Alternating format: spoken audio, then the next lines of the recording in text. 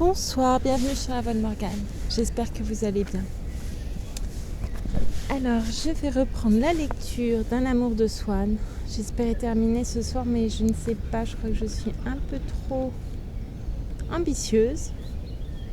Nous allons voir. Pardon. Je commence tout de suite. Merci beaucoup pour votre écoute. Et à tout à l'heure, à la fin de cette lecture. Merci encore. À partir de cette soirée, Swann comprit que le sentiment qu'Odette avait eu pour lui ne renaîtrait jamais, que ses espérances de bonheur ne se réaliseraient plus.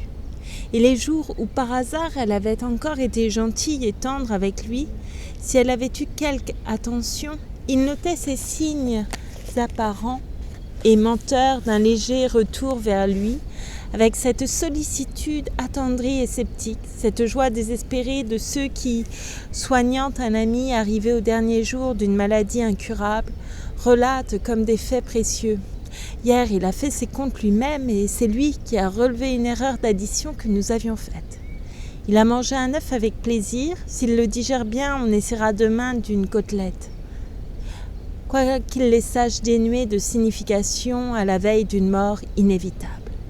Sans doute Swann était certain que s'il avait vécu maintenant loin d'Odette, elle aurait fini par lui devenir indifférente, de sorte qu'il aurait été content qu'elle quittât Paris pour toujours. Il aurait eu le courage de rester, mais il n'avait pas celui de partir. Il en avait eu souvent la pensée. Maintenant qu'il s'était remis à son étude sur Vermeer, il aurait eu besoin de retourner au moins quelques jours à La Haye, à Dresde, à Brunswick. Il était persuadé qu'une toilette de Diane qui avait été achetée par le Maurizui à la vente Goldschmidt comme un Nicolas Meiss était en réalité de Vermeer. Et il aurait voulu pouvoir étudier le tableau sur place pour étayer sa conviction.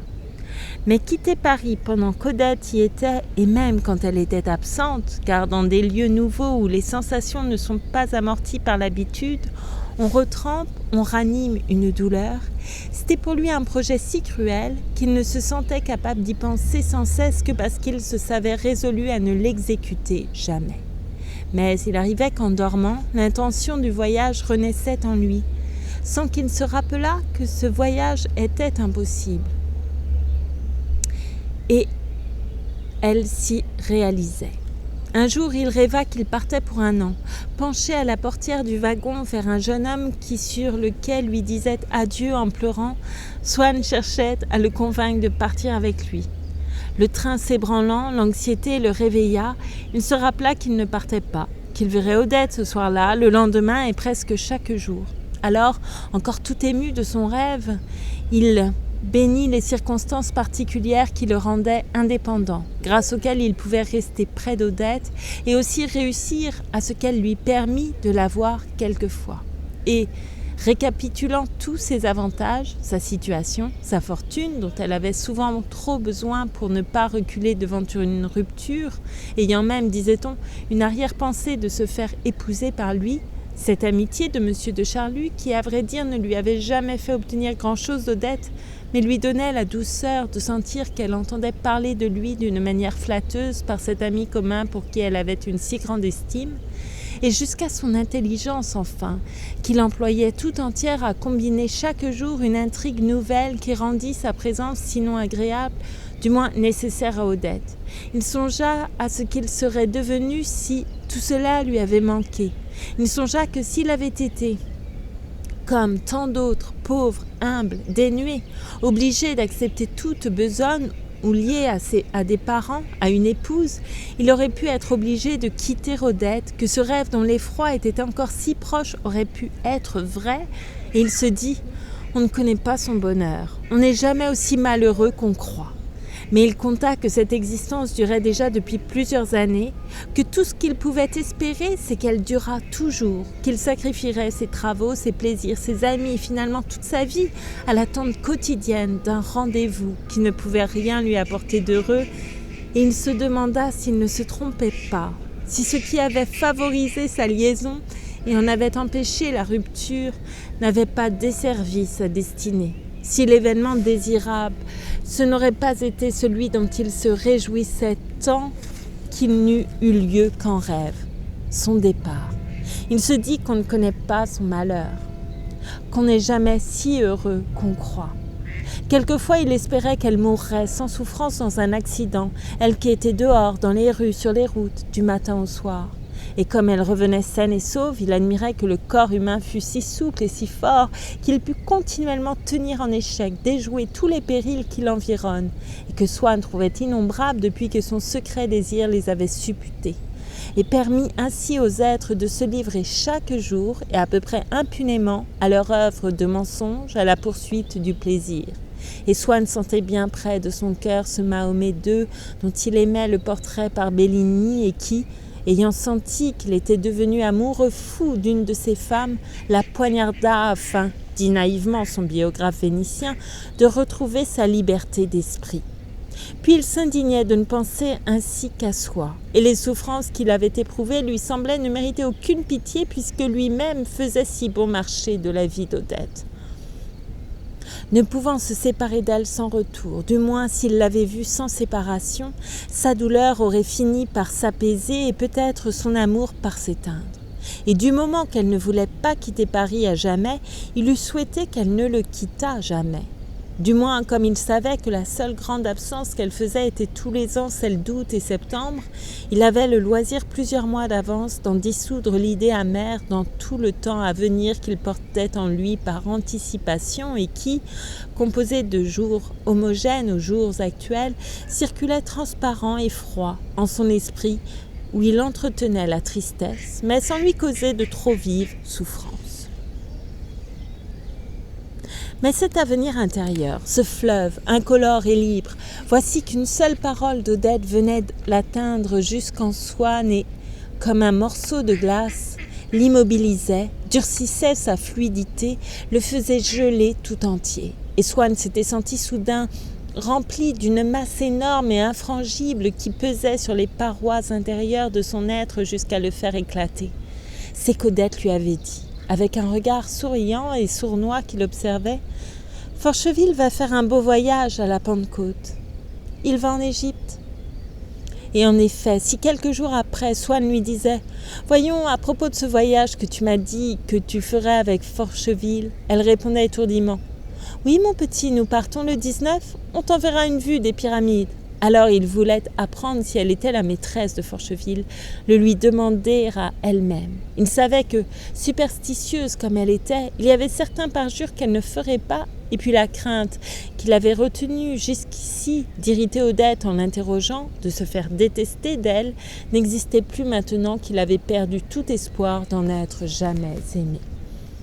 Un jour, il reçut une lettre anonyme qui lui disait qu'Odette avait été la maîtresse d'innombrables hommes, dont on lui citait quelques-uns parmi lesquels Forcheville, M. de Bréauté et le peintre, de femmes, et qu'elle fréquentait les maisons de passe. Il fut tourmenté de penser qu'il y avait parmi ses amis un être capable de lui avoir adressé cette lettre, car par certains détails qu'elle révélait chez celui qui l'avait écrite une connaissance familière de la vie de Swann.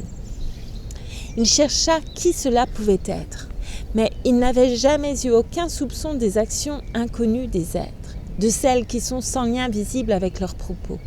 Et quand il voulut savoir si c'était plutôt sous le caractère apparent de M. de Charlus, de M. Delhomme, de M. d'Orsan, qu'il devait situer la région inconnue où cet acte ignoble avait dû naître, comme aucun de ces hommes n'avait jamais approuvé devant lui les lettres anonymes et que tout ce qu'il lui avait dit impliquait et qu'il les réprouvait, il ne vit pas plus de raison pour relier cette infamie plutôt à la nature de l'un que de l'autre. Celle de M. de Charlus était un peu d'un détraqué, mais foncièrement bonne et tendre. Celle de M. Delhomme, un peu sèche, mais saine et droite. Quant à M. d'Orsan, Swann n'avait jamais rencontré personne qui, dans les circonstances même les plus tristes, vint à lui avec une parole plus sentie, un geste plus direct et plus juste. C'était au point qu'il ne pouvait comprendre le rôle peu délicat qu'on prêtait à M. d'Orsan dans la liaison qu'il avait avec une femme riche et que chaque fois que Swann pensait à lui, il était obligé de laisser de côté cette mauvaise réputation inconciliable avec tant de témoignages certains de délicatesse. Un instant, Swann sentit que son esprit s'obscurcissait, et il pensa à autre chose pour retrouver un peu de lumière. Puis il eut le courage de revenir vers ses réflexions. Mais alors, après n'avoir pu soupçonner personne, il lui fallut soupçonner tout le monde. Après tout, M. de Charlus l'aimait, avait bon cœur. Mais c'était un névropathe. Peut-être demain pleurerait-il de le savoir malade, et aujourd'hui, par jalousie, par colère, sur quelque idée subite qui s'était emparée de lui, avait-il désiré lui faire du mal. Au fond, cette race d'hommes est la pire de toutes. Certes, le prince des Laumes était bien loin d'aimer Swann autant que M. de Charlus. Mais à cause de cela même, il n'avait pas avec lui les mêmes susceptibilités. Et puis c'était une nature froide sans doute, mais aussi incapable de vilainie que de grandes actions. Swann se repentait de ne s'être pas attaché dans la vie qu'à de tels êtres. Puis il songeait que ce qui empêche les hommes de faire du mal à leur prochain, c'est la bonté, qu'il ne pouvait au fond répondre que de nature analogue à la sienne, comme était à l'égard du cœur celle de M. de Charlus. La seule pensée de faire cette peine à Swann eût révolté celui-ci. Mais avec un homme insensible d'une autre humanité, comme était le prince des Laumes, comment prévoir à quels actes pouvaient le conduire des mobiles d'une essence différente ? Avoir du cœur, c'est tout. Et M. de Charlus en avait. M. d'Orsan n'en manquait pas non plus, et ses relations cordiales mais peu intimes avec Swann, nées de l'agrément que, pensant de même sur tout, ils avaient à causer ensemble, étaient de plus de repos que l'affection exaltée de M. de Charlus, capable de se porter à des actes de passion, bons ou mauvais. S'il y avait quelqu'un par qui Swann s'était toujours senti compris et délicatement aimé, c'était par M. d'Orsan. Oui, mais cette vie peu honorable qu'il menait. Swann regrettait de n'en avoir pas tenu compte, d'avoir souvent avoué en plaisantant qu'il n'avait jamais éprouvé si vivement des sentiments de sympathie et d'estime que dans la société d'une canaille. Ce n'est pas pour rien, se disait-il maintenant, que depuis que les hommes jugent leur prochain, c'est sur les actes. Il n'y a que cela qui signifie quelque chose, et nullement ce que nous disons, ce que nous pensons. Charlus et des Laumes peuvent avoir tel ou tel défaut, ce sont d'honnêtes gens. Orsan n'en a peut-être pas, mais ce n'est pas un honnête homme. Il a pu mal agir une fois de plus. Puis Swann soupçonna Rémy, qui, il est vrai, n'aurait pu qu'inspirer la lettre, mais cette piste lui parut un instant la bonne. D'abord, l'Oredan avait des raisons d'en vouloir à Odette. Et puis, comment ne pas supposer que nos domestiques, vivant dans une situation inférieure à la nôtre, ajoutant à notre fortune et à nos défauts des richesses et des vices imaginaires pour lesquels ils nous envient et nous méprisent, se trouveront fatalement amenés à agir autrement que des gens de notre monde. Il soupçonna aussi mon grand-père. Chaque fois que Swann lui avait demandé un service, ne lui avait-il pas toujours refusé ? Puis avec ses idées bourgeoises, il avait pu croire agir pour le bien de Swann. Celui-ci soupçonna encore Bergotte, le peintre, les Verdurins, admira une fois de plus au passage la sagesse des gens du monde de ne pas vouloir frayer avec ces milieux artistes où de telles choses sont possibles, peut-être même avouées sous le nom de bonne farce. Mais il se rappelait des traits de droiture de ces bohèmes et les rapprocha de la vie d'expédient, presque d'escroquerie, où le manque d'argent, le besoin de luxe, la corruption des plaisirs conduit souvent l'aristocratie. Bref, cette lettre anonyme prouvait qu'il connaissait un être capable de scélératesse. Mais il ne voyait pas plus de raison pour que cette scélératesse fût cachée dans le tuf, inexplorée d'autrui, du caractère de l'homme tendre que de l'homme froid, de l'artiste que du bourgeois, du grand seigneur que du valet.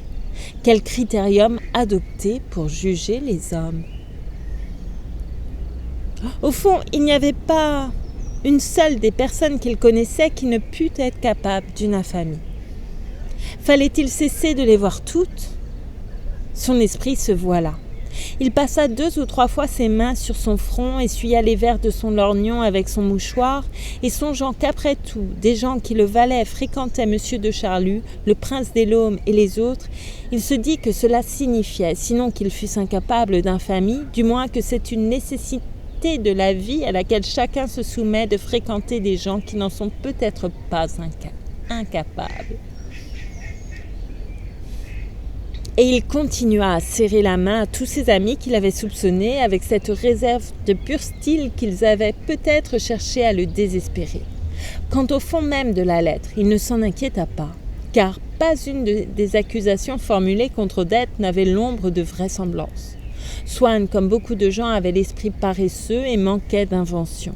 Il savait bien, comme une vérité générale, que la vie des êtres est pleine de contrastes, mais pour chaque être en particulier, il imaginait toute la partie de sa vie qu'il ne connaissait pas comme identique à la partie qu'il connaissait. Il imaginait ce qu'on lui taisait à l'aide de ce qu'on lui disait. Dans les moments où Odette était auprès de lui, s'ils parlaient ensemble d'une action indélicate commise ou d'un sentiment indélicat éprouvé par un autre, elle les flétrissait en vertu des mêmes principes que Swann avait toujours entendu professer par ses parents et auxquels il était resté fidèle. Et puis elle arrangeait ses fleurs, elle buvait une tasse de thé, elle s'inquiétait des travaux de Swann. Donc Swann étendait ses habitudes au reste de la vie d'Odette. Il répétait ses gestes quand il voulait se représenter les moments où elle était loin de lui. Si on la lui avait dépeinte telle qu'elle était, ou plutôt qu'elle avait été si longtemps avec lui, mais auprès d'un autre homme, il eût souffert, car cette image lui eût paru vraisemblable. Mais qu'elle alla chez des maquerelles, se livra à des orgies avec des femmes, qu'elle mena la vie crapuleuse de créatures abjectes, quelle divagation insensée à la réalisation de laquelle, Dieu merci, les chrysanthèmes imaginés, l'été successif, les indignations vertueuses ne laissaient aucune place. Seulement de temps à autre, il laissait entendre à Odette que, par méchanceté, on lui racontait tout ce qu'elle faisait, et, se servant à propos d'un détail insignifiant mais vrai qu'il avait appris par hasard, comme s'il était le seul petit bout qu'il laissa passer malgré lui entre tant d'autres, d'une reconstitution complète de la vie d'Odette qu'il tenait cachée en lui, il l'amenait à supposer qu'il était renseigné sur des choses qu'en réalité il ne savait ni même ne soupçonnait, car si bien souvent il adjurait Odette de ne pas altérer la vérité, c'était seulement qu'il s'en rendit compte ou non, pour qu'Odette lui dît tout ce qu'elle faisait. Sans doute, comme il le disait à Odette, il aimait la sincérité, mais il aimait comme une proxénète pouvant le tenir au courant de la vie de sa maîtresse. Ah, il l'aimait comme une proxénète, pardon. Aussi, son amour de la sincérité n'étant pas désintéressé, ne l'avait pas rendu meilleur.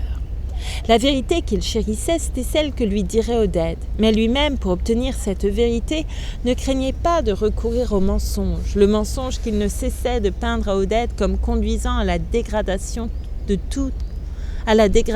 toute créature humaine. En somme, il mentait autant qu'Odette parce que, plus malheureux qu'elle, il n'était pas moins égoïste. Et elle, entendant Swann lui raconter ainsi à elle-même des choses qu'elle avait faites, le regardait d'un air méfiant et à toute aventure fâché pour ne pas avoir l'air de s'humilier et de rougir de ses actes. Un jour, étant dans la période de calme la plus longue qu'il eût encore pu traverser sans être repris d'accès de jalousie, il avait accepté d'aller le soir au théâtre avec la princesse des Laumes. Ayant ouvert le journal pour chercher ce qu'on jouait, la vue du titre « Les filles de marbre » de Théodore Barrière le frappa si cruellement qu'il eut un mouvement de recul et détourna la tête. Éclairé comme par la lumière de la rampe, à la place nouvelle où il figurait, ce mot de marbre, qu'il avait perdu la faculté de distinguer tant il avait l'habitude de l'avoir souvent sous les yeux, lui était soudain redevenu visible et l'avait aussitôt fait souvenir de cette histoire qu'Odette lui avait racontée autrefois, d'une visite qu'elle avait faite au salon du Palais de l'Industrie avec Madame Verdurin et où celle-ci lui avait dit « Prends garde, je saurais bien te dégeler, tu n'es pas de marbre ».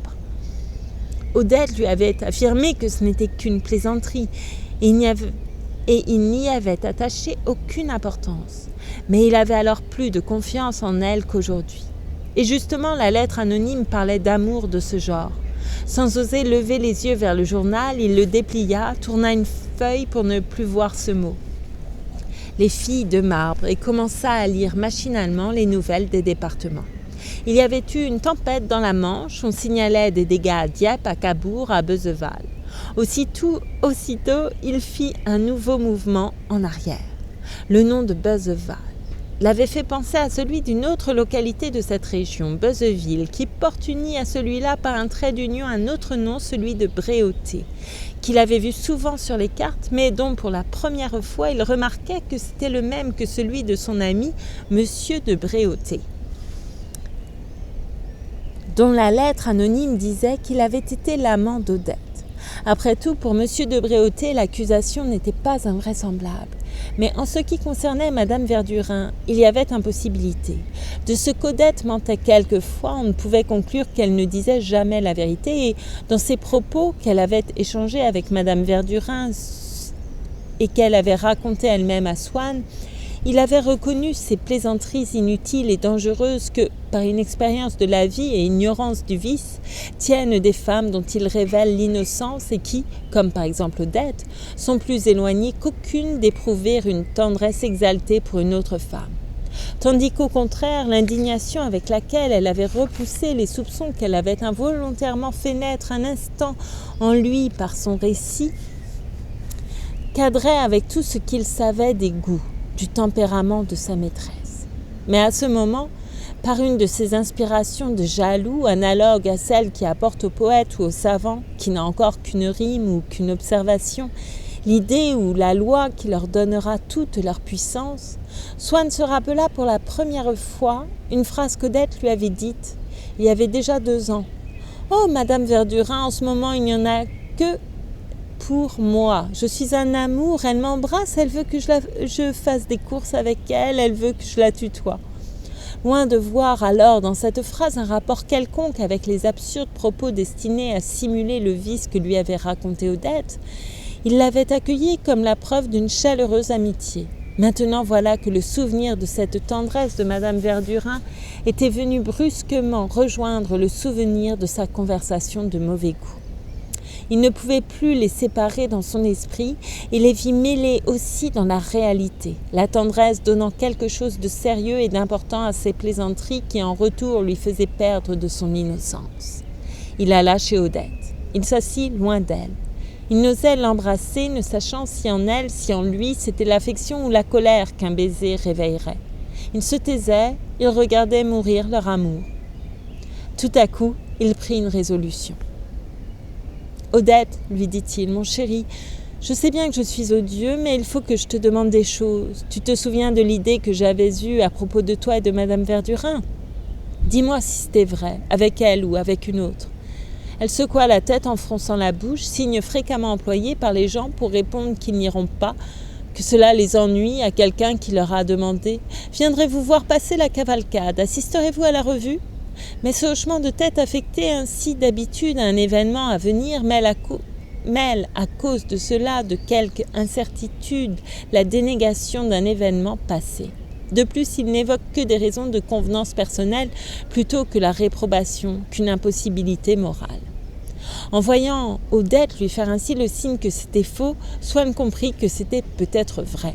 « Je te l'ai dit, tu le sais bien, ajouta-t-elle d'un air irrité et malheureux. « Oui, je sais, mais en es-tu sûre ? Ne me dis pas, tu le sais bien, dis-moi, je n'ai jamais fait ce genre de choses avec aucune femme. » Elle répéta comme une leçon sur un ton ironique et comme si elle voulait se débarrasser de lui. « Je n'ai jamais fait ce genre de choses avec aucune femme. » « Peux-tu me le jurer sur ta médaille de Notre-Dame de la Guerre ?» Swann savait qu'Odette ne se parjurerait pas sur cette médaille-là. « Oh, que tu me rends malheureuse !» s'écria-t-elle en se dérobant par un sursaut à l'étreinte de sa question. « Mais as-tu bientôt fini ? Qu'est-ce que tu as aujourd'hui ? Tu as donc décidé qu'il fallait que je te déteste, que je t'exècre ? Voilà, je voulais reprendre avec toi le bon temps comme autrefois et voilà ton remerciement. » Mais ne la lâchant pas, comme un chirurgien attend la fin du spasme qui interrompt son intervention, mais ne l'y fait pas renoncer, « Tu as bien tort de te figurer que je t'en voudrais le moins du monde, Odette, » lui dit-il avec une douceur persuasive et menteuse. « Je ne te parle jamais de ce que je sais et j'en sais toujours bien plus long que je ne dis. Mais toi seul peux adoucir par ton aveu ce qui me fait te haïr tant que cela ne m'a été dénoncé que par d'autres. Ma colère contre toi ne vient pas de tes actions. Je te pardonne tout puisque je t'aime, mais de ta fausseté absurde qui te fait persévérer à nier des choses que je sais. Mais comment veux-tu que je puisse continuer à t'aimer quand je te vois me soutenir, me jurer une chose que je sais fausse ? Odette, ne prolonge pas cet instant qui est une torture pour nous deux. Si tu le veux, ce sera fini dans une seconde, tu seras pour toujours délivré. Dis-moi sur ta médaille si oui ou non tu as jamais fait ces choses. Mais je n'en sais rien, moi, s'écria-t-elle avec colère. Peut-être, il y a très longtemps, sans me rendre compte de ce que je faisais, peut-être 2 ou 3 fois. Swann avait envisagé toutes les possibilités. La réalité est donc quelque chose qui n'a aucun rapport avec les possibilités. Pas plus qu'un coup de couteau que nous recevons avec les légers mouvements des nuages au-dessus de notre tête, puisque ces mots, 2 ou 3 fois, marquèrent à vif une sorte de croix dans son cœur. Chose étrange que ces mots, 2 ou 3 fois. Rien que des mots prononcés dans l'air, à distance, puissent ainsi déchirer le cœur comme s'ils le touchaient véritablement, puissent rendre malade, comme un poison qu'on absorberait. Involontairement, Swann pensa à ce mot qu'il avait entendu chez Madame de Sainte-Berthe. C'est ce que j'ai vu de plus fort depuis les tables tournantes. Cette souffrance qu'il ressentait ne ressemblait à rien de ce qu'il avait cru. Non pas seulement parce que dans ses heures de plus entière méfiance, il avait rarement imaginé si loin dans le mal, mais parce que même quand il imaginait cette chose, elle restait vague, incertaine, dénuée de cette horreur particulière qui s'était échappée des mots, peut-être 2 ou 3 fois, dépourvue de cette cruauté spécifique aussi différente de tout ce qu'il avait connu qu'une maladie dont on est atteint pour la première fois. Et pourtant, cette Odette, d'où lui venait tout ce mal, ne lui était pas moins chère, bien au contraire plus précieuse, comme si au fur et à mesure que grandissait la souffrance, grandissait en même temps le prix du calmant, du contrepoison que seule cette femme possédait. Il voulait lui donner plus de soins comme à une maladie qu'on découvre soudain plus grave. Il voulait que la chose affreuse qu'elle lui avait dite avoir faite 2 ou 3 fois ne pût pas se renouveler. Pour cela, il lui fallait veiller sur Odette. On dit souvent qu'en dénonçant à un ami les fautes de sa maîtresse, on ne réussit qu'à le rapprocher d'elle parce qu'il ne leur ajoute pas foi. Mais combien d'avantages s'il leur ajoute foi ? Mais, se disait Swann, comment réussir à la protéger ? Il pouvait peut-être la préserver d'une certaine femme, mais il y en avait des centaines d'autres et il comprit quelle folie avait passé sur lui quand il avait, le soir où il n'avait pas trouvé Odette chez les Verdurins, commencé de désirer la possession, toujours impossible, d'un autre être. Heureusement pour Swann, sous les souffrances nouvelles qui venaient d'entrer dans son âme comme des hordes d'envahisseurs, il existait un fond de nature plus ancien, plus doux et silencieusement laborieux, comme les cellules d'un organe blessé qui se mettent aussitôt en mesure de refaire les tissus lésés, comme les muscles d'un membre paralysé qui tentent à reprendre leur mouvement. Ces plus anciens, plus autochtones habitants de son âme employèrent un instant toutes les forces de Swann à ce travail obscurément réparateur qui donne l'illusion du repos à un convalescent, à un opéré. Cette fois-ci, ce fut moins comme d'habitude dans le cerveau de Swann que se produisit cette détente par épuisement, ce fut plutôt dans son cœur. Mais toutes les choses de la vie qui ont existé une fois tendent à se recréer. Et comme un animal expirant qu'agite de nouveau le sursaut d'une convulsion qui semblait finie, sur le cœur, un instant épargné de Swann, d'elle-même la même souffrance vint retracer la même croix. Il se rappela ces soirs de clair de lune, où allongé dans sa Victoria qui le menait rue La Pérouse, il cultivait voluptueusement en lui les émotions de l'homme amoureux, sans savoir le fruit empoisonné qu'elle produirait nécessairement. Mais toutes ces pensées ne durèrent que l'espace d'une seconde, le temps qu'il porta la main à son cœur, reprit sa respiration et parvint à sourire pour dissimuler sa torture. Déjà il recommençait à poser ses questions. Car sa jalousie, qui avait pris une peine qu'un ennemi ne se serait pas donnée pour arriver à lui faire asséner ce coup, à lui faire faire la connaissance de la douleur la plus cruelle qu'il eût encore jamais connue, sa jalousie ne trouvait pas qu'il eût assez souffert et cherchait à lui faire recevoir une blessure plus profonde encore. Telle, comme une divinité méchante, sa jalousie inspirait Swann et le poussait à sa perte. Ce ne fut pas sa faute, mais celle d'Odette seulement, si d'abord son supplice ne s'aggrava pas. « Ma chérie, lui dit-il, c'est fini, Était-ce avec une personne que je connais ? Mais non, je te jure. D'ailleurs, je crois que j'ai exagéré, que je n'ai pas été jusque-là. » Il sourit et reprit. « Que veux-tu ? Cela ne fait rien, mais c'est malheureux que tu ne puisses pas me dire le nom, de pouvoir me représenter la personne. Cela m'empêcherait de plus jamais y penser. Je le dis pour toi parce que je ne t'ennuierai plus. C'est si calmant de se représenter les choses. Ce qui est affreux, c'est qu'on ne peut pas imaginer. C'est ce qu'on ne peut pas imaginer. Mais tu as déjà été si gentil. Je ne veux pas te fatiguer. Je te remercie de tout mon cœur, de tout le bien que tu m'as fait. C'est fini, seulement ce mot. Il y a combien de temps ? Oh, Charles, mais tu ne vois pas que tu me tues. C'est tout ce qu'il y a de plus ancien, je n'y avais jamais repensé. On dirait que tu veux absolument me redonner ces idées-là. Tu seras bien avancé, dit-elle, avec une sottise inconsciente et une méchanceté voulue. Oh, je voulais seulement savoir si c'est depuis que je te connais. Mais ce serait si naturel. Est-ce que ça se passait ici ? Tu ne peux pas me dire un certain soir que je me représente ce que je faisais ce soir-là. Tu comprends bien qu'il n'est pas possible que tu ne te rappelles pas avec qui, Odette, mon amour. Mais je ne sais pas, moi. Je crois que c'était au bois un soir où tu es venu nous retrouver dans l'île.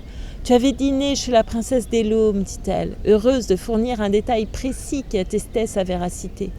À une table voisine, il y avait une femme que je n'avais pas vue depuis très longtemps. Elle m'a dit « Venez donc derrière le petit rocher voir l'effet du clair de lune sur l'eau. » D'abord j'ai bâillé, j'ai répondu « Non, je suis fatiguée, je suis bien ici. » Elle a assuré qu'il n'y avait jamais eu un clair de lune pareil. Je lui ai dit « Cette blague !» Je savais bien où elle voulait en venir.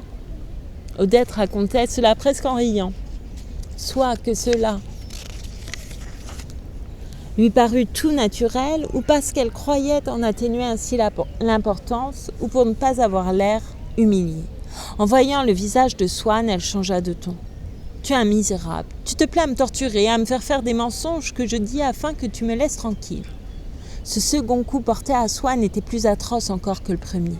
Jamais il n'avait supposé que ce fût une chose aussi récente, cachée à ses yeux qui n'avaient pas su la découvrir, non dans un passé qu'il n'avait pas connu, mais dans des soirs qu'il se rappelait si bien, qu'il avait vécu avec Odette, qu'il avait cru connu si bien par lui et qui maintenant prenait rétrospectivement quelque chose de fourbe et d'atroce. Au milieu d'eux, tout d'un coup se creusait cette ouverture béante, ce moment dans l'île du bois. Odette, sans être intelligente, avait le charme du naturel. Elle avait raconté, elle avait mimé cette scène avec tant de simplicité que Swann, haletant, voyait tout. Le bâillement d'Odette, le petit rocher. Il l'entendait répondre gaiement, hélas, cette blague. Il sentait qu'elle ne dirait rien de plus ce soir, qu'il n'y avait aucune révélation nouvelle à attendre en ce moment. Elle se taisait. Il lui dit « Mon pauvre chéri, pardonne-moi. Je sens que je te fais de la peine. C'est fini, je n'y pense plus. » Mais elle vit que ses yeux restaient fixés sur les choses qu'il ne savait pas et sur ce passé de leur amour, monotone et doux dans sa mémoire parce qu'il était vague, et que déchirait maintenant comme une blessure cette minute dans l'île du bois, au clair de lune, après le dîner chez la princesse des Laumes. Mais il avait tellement pris l'habitude de trouver la vie intéressante, d'admirer les curieuses découvertes qu'on peut y faire, que tout en souffrant au point de croire qu'il ne pourrait pas supporter longtemps une pareille douleur, il se disait « La vie est vraiment étonnante et réserve de belles surprises. En somme, le vice est quelque chose de plus répandu qu'on ne croit. Voilà une belle femme en qui j'avais confiance, qui a l'air si simple, si honnête, en tout cas, si même elle était légère, qui semblait bien normale et saine dans ses goûts. Sur une dénonciation invraisemblable, je l'interroge et le peu qu'elle m'avoue révèle bien plus que ce qu'on eût pu soupçonner. Mais il ne pouvait pas se borner à ces remarques désintéressées. Il cherchait à apprécier exactement la valeur de ce qu'elle lui avait raconté, afin de savoir s'il devait conclure que ces choses, elle les avait faites souvent, qu'elles se renouvelleraient. Il se répétait ces mots qu'elle avait dits. Je voyais bien où elle voulait en venir, 2 ou 3 fois. Cette blague. Mais il ne reparaissait pas désarmé dans la mémoire de Swann. Chacun d'eux tenait son couteau et lui en portait un nouveau coup. Pendant bien longtemps, comme un malade ne peut s'empêcher d'essayer à toute minute de faire le mouvement qui lui est douloureux, il se redisait ces mots. « Je suis bien ici, cette blague. » Mais la souffrance était si forte qu'il était obligé de s'arrêter. Il s'émerveillait que des actes que toujours il avait jugés si légèrement, si gaiement, maintenant fussent devenus pour lui graves comme une maladie dont on peut mourir. Il connaissait bien des femmes à qui il eût pu demander de surveiller Odette. Mais comment espérer qu'elle se placerait au même point de vue que lui et ne resterait pas à celui qui avait été si longtemps le sien, qui avait toujours guidé sa vie voluptueuse, ne lui dirait pas en riant « Vilain jaloux qui veut priver les autres d'un plaisir !» Par quelle trappe soudainement abaissée, lui qui n'avait eu autrefois de son amour pour Odette que des plaisirs délicats, avait-il été brusquement précipité dans ce nouveau cercle de l'enfer d'où il n'apercevait pas comment il pourrait jamais sortir. Pauvre Odette, il ne lui en voulait pas. Elle n'était qu'à demi coupable. Ne disait-on pas que c'était par sa propre mère qu'elle avait été livrée presque enfant à Nice à un riche Anglais ? Mais quelle vérité douloureuse prenaient pour lui ces lignes du journal d'un poète d'Alfred de Vigny, qu'il avait lu avec indifférence autrefois. Quand on se sent pris d'amour pour une femme, on devrait se dire « Comment est-elle entourée ? Quelle a été sa vie ? Tout le bonheur de la vie est appuyé là-dessus. » Swann s'étonnait que de simples phrases épelées par sa pensée, comme « cette blague », je voyais bien où elle voulait en venir, pussent lui faire si mal. Mais il comprenait que ce qu'il croyait de simples phrases n'étaient que les pièces de l'armature entre lesquelles tenait, pouvait lui être rendue la souffrance qu'il avait éprouvée pendant le récit d'Odette. Car c'était bien cette souffrance-là qu'il éprouvait de nouveau. Il avait beau savoir maintenant, même il eut beau, le temps passant, avoir un peu oublié, avoir pardonné, au moment où il se redisait ces mots, la souffrance ancienne le refaisait tel qu'il était avant qu'Odette ne parlât. Ignorant, confiant. Sa cruelle jalousie le replaçait pour le faire frapper par l'aveu d'Odette dans la position de quelqu'un qui ne sait pas encore, et au bout de plusieurs mois, cette vieille histoire le bouleverserait toujours comme une révélation. Il admirait la terrible puissance recréatrice de sa mémoire. Ce n'est que de l'affaiblissement de cette génératrice dont la fécondité diminue avec l'âge qu'il pouvait espérer un apaisement à sa torture.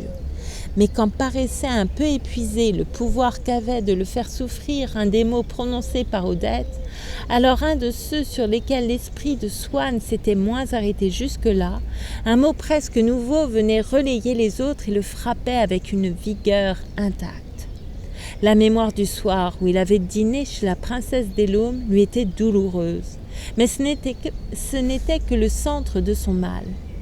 Celui-ci irradiait confusément alentour dans tous les jours avoisinants. Et à quelque point d'elle qu'il voulut toucher dans ses souvenirs, c'est la saison tout entière où les Verdurins avaient si souvent dîné dans l'île du Bois qui lui faisait mal. Si mal, que peu à peu les curiosités qu'excitait en lui sa jalousie furent neutralisées par la peur des tortures nouvelles qu'il s'infligerait en les satisfaisant. Il se rendait compte que toute la période de la vie d'Odette écoulée avant qu'elle ne le rencontrât, période qu'il n'avait jamais cherché à se représenter, n'était pas l'étendue abstraite qu'il voyait vaguement, mais avait été faite d'années particulières remplies d'incidents concrets. Mais en les apprenant, il craignait que ce passé incolore, fluide et supportable, ne prît un corps tangible et immonde, un visage individuel et diabolique. Et il continuait à ne pas chercher à le concevoir, non plus par paresse de penser, mais par peur de souffrir. Il espérait qu'un jour, il finirait par pouvoir entendre le nom de l'île du Bois, de la princesse des Laumes, sans ressentir le déchirement ancien, et trouvait imprudent de provoquer Odette à lui fournir de nouvelles paroles, le nom d'endroits, de circonstances différentes qui, son mal à peine calmé, le feraient renaître sous une autre forme.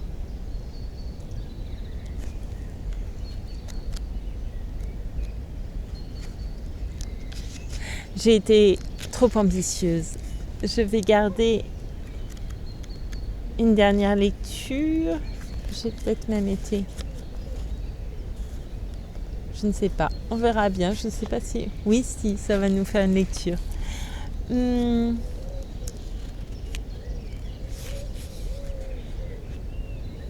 Voilà. J'espère que ça vous a plu.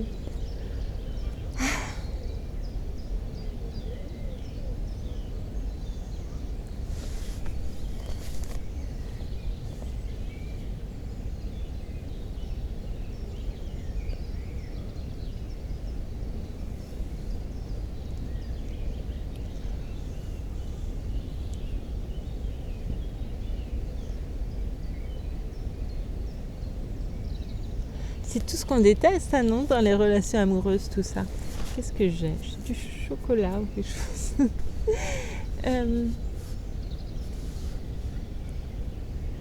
Toutes ces histoires.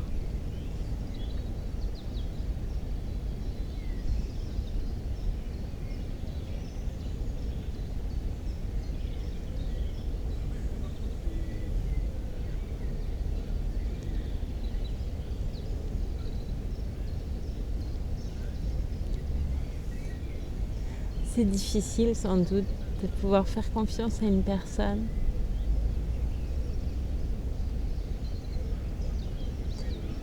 De communiquer, de partager de telle façon que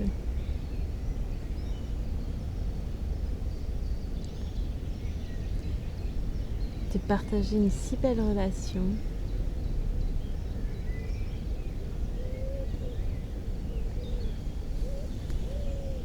Comme certaines merveilleuses amitiés.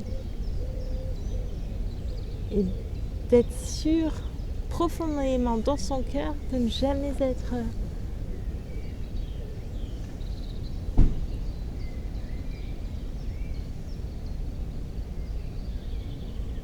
trahi, je sais pas, trompé, démenti. Ça qui est terrible.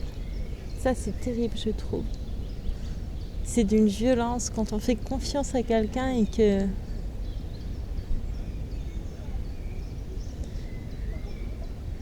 qu'on découvre une trahison. C'est vrai que c'est d'une violence extrême.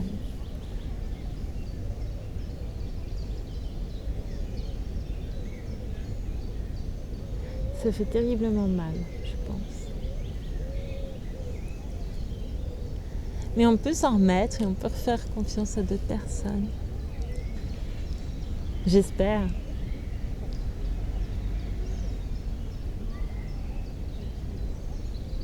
J'en suis sûre.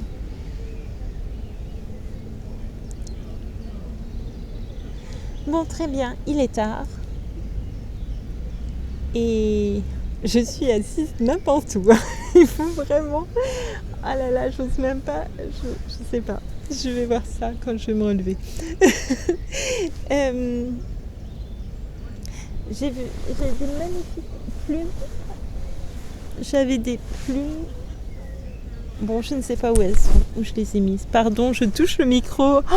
Ah, vous allez vous dire, celle-ci, elle est pas incroyable. Désagréable à souhait. Ah non, mais voilà, j'ai mis mon sac aussi n'importe où. Au secours, au secours, au secours. Il faudrait que je sois un peu plus...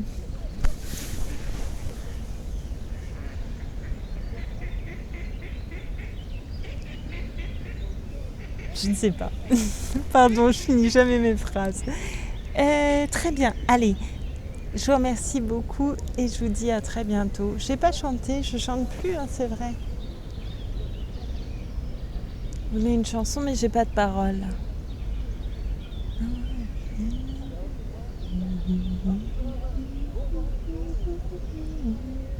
Non, j'ai pas de chanson. Une prochaine fois. Peut-être pour la dernière. À très bientôt. Merci beaucoup et surtout faites bien attention à vous. Ne faites pas comme moi.